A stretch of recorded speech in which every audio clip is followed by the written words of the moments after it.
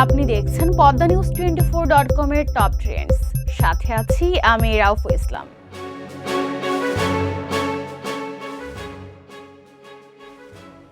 ৬৩ বছর বয়সে জীবনের ইতি ঘটল ইরানের প্রেসিডেন্ট ইব্রাহিম রইসির।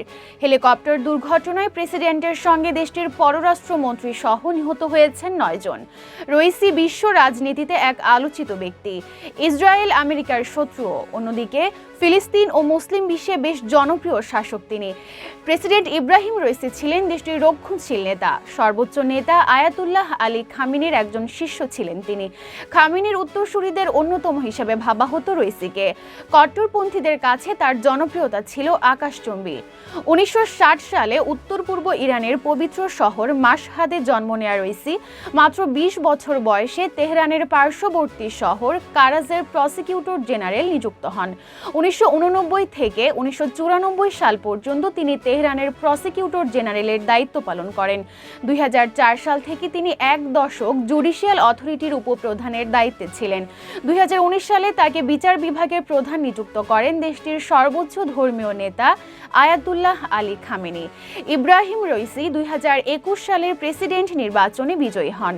রইসি এমন এক সময়ে প্রেসিডেন্ট হন যখন ইরান একটি সামাজিক সংকটের মধ্য দিয়ে যাচ্ছিল এবং পারমাণবিক কর্মসূচির কারণে যুক্তরাষ্ট্রের নিষেধাজ্ঞার চাপে দেশটির অর্থনীতি কঠিন সময় পার করছিল। এর আগে রইসি ২০১৫ সালের পারমাণবিক চুক্তি পুনরুজ্জীবিত করার জন্য ৬টি প্রধান শক্তির সঙ্গে আলোচনা স্থগিতে দৃঢ় অবস্থান নিয়েছিলেন।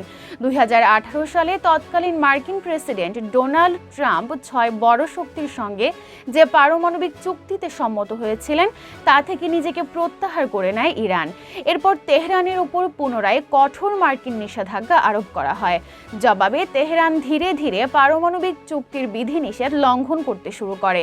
এসব সিদ্ধান্তের পেছনে রইসির অবদান রয়েছে। দেশীয় রাজনীতিতেও রইসির কট্টরপন্থী অবস্থান ছিল স্পষ্ট। তিনি নির্বাচিত হওয়ার এক বছর পর ইরানি হিজাব এবং সতীত্ব আইন প্রয়োগকে কঠোর করা হয়। এর কয়েক সপ্তাহের মধ্যে সেই আইন লঙ্ঘনের অভিযোগে পুলিশের হাতে গ্রেফতার হয় তরুণ কুর্দি ইরানি নারী মাহসা আমিনি। পরে পুলিশি হেফাজতে থাকা অবস্থায় মারা যান তিনি। এর প্রতিবাদে দেশব্যাপী ব্যাপক বিক্ষোভ হয়। বিক্ষোভকারীদের সঙ্গে সংঘর্ষ হয় নিরাপত্তা কর্মীদের। এতে প্রায় ৫০০ জন নিহতের ঘটনা ঘটে। আটক করা হয় কয়েক হাজার বিক্ষোভকারীকে। তবে নিজের এই কঠোর অবস্থান থেকে সরে আসেননি রইসি। তার এই কঠোর অবস্থানের কারণে সমালোচনা হলেও কট্টরপন্থীদের কাছে রক্ষণশীল প্রেসিডেন্ট হিসাবে বেশ জনপ্রিয় ছিলেন রইসি। পদ্মা নিউজ 24.com এর নিয়মিত আপডেট ভিডিও পেতে আমাদের ইউটিউব চ্যানেলটি সাবস্ক্রাইব করে বেল আইকনটি ক্লিক করে রাখুন। ফেসবুকে আমাদের ফলো করুন facebook.com/poddanews24।